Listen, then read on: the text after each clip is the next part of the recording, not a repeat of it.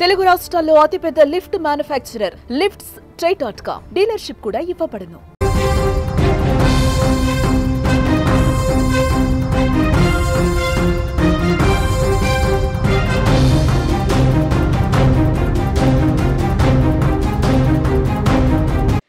తెలంగాణకు భూకంప హెచ్చరిక భయాందోళనకు గురిచేస్తోంది. రామగుండంలో భూకంపం వచ్చే అవకాశం ఉందని నిపుణులు హెచ్చరిస్తున్న పరిస్థితి కనిపిస్తోంది. భూకంప తీవ్రత గట్టిగా ఉంటుందని కూడా చెప్తున్నారు. ఆ భూకంప తీవ్రత హైదరాబాద్ అలాగే అమరావతి వరకు కూడా ఉంటుందని అంటున్నారు. తెలంగాణకు భూకంపం వచ్చే అవకాశం ఉందని ఎర్త్క్వేక్ రీసెర్చ్ అండ్ అనాలిసిస్ అనే సంస్థ స్పష్టం చేసింది. తమ పరిశోధనలో ఆధారంగా తెలంగాణలో రామగుండం సమీపంలో భారీ భూకంపం సంభవించే అవకాశం ఉందని కూడా వెల్లడిస్తోంది.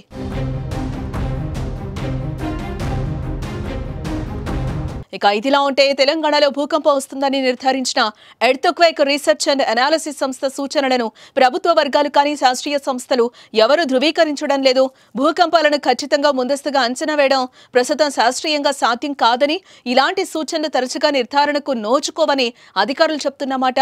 అయితే తెలంగాణ, ఆంధ్రప్రదేశ్ రాష్ట్రాలు పెసిఫిక్ జోన్ 2-3లో ఉన్నాయి.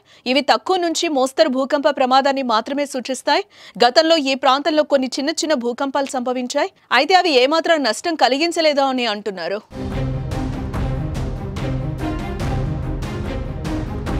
ఇదిలా ఉంటే రామగుండం పరిసర ప్రాంతాల్లో భారీ భూకంపం సంభవించే అవకాశం ఉందని అధికారిక సమాచారం ఉన్నట్లుగా తెలుస్తోంది. అయితే భూకంపాల విషయంలో అప్రమత్తంగా ఉండడం మంచిదేనని, అయితే నిర్ధారణ లేని సమాచారంపై ఆందోళన చెందాల్సిన అవసరం లేదని కేంద్ర ఐఎండీకి సంబంధించిన అధికారులు చెప్తున్నారు. ఏపీ, తెలంగాణ రాష్ట్రాల్లో గతంలో చిన్న నుంచి మోస్తరు తీవ్రత గల భూకంపాలు చోటు చేసుకున్న విషయం కూడా తెలిసిందే. అయితే ఎర్త్క్వేక్ వెబ్సైట్ మాత్రం రామగుండం సమీపంలో భూకంప ప్రమాదం వచ్చే అవకాశం ఉన్నట్లుగా చెప్తోంది.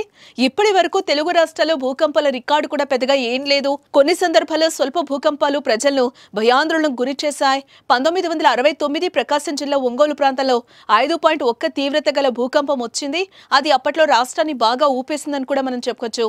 ఆ తర్వాత 1998లో తెలంగాణ రాష్ట్రంలోని ఆదిలాబాద్ జిల్లా 4.5 తీవ్రతతో ప్రకంపనలు నమోదయ్యాయి. అలాగే హైదరాబాద్లో 1984, 99, 2013లో చిన్న భూకంపాలు మాత్రమే సంభవించగా ప్రజలు ఒక్కసారిగా భయపడిపోయారు. కానీ ఎలాంటి ఆస్తి నష్టం కూడా సంభవించలేదు. అయితే మరోసారి భూ ప్రకంపనలు వచ్చినా పెద్దగా ప్రభావం ఉండదంటూ విశ్లేషకులు సూచిస్తున్నారు.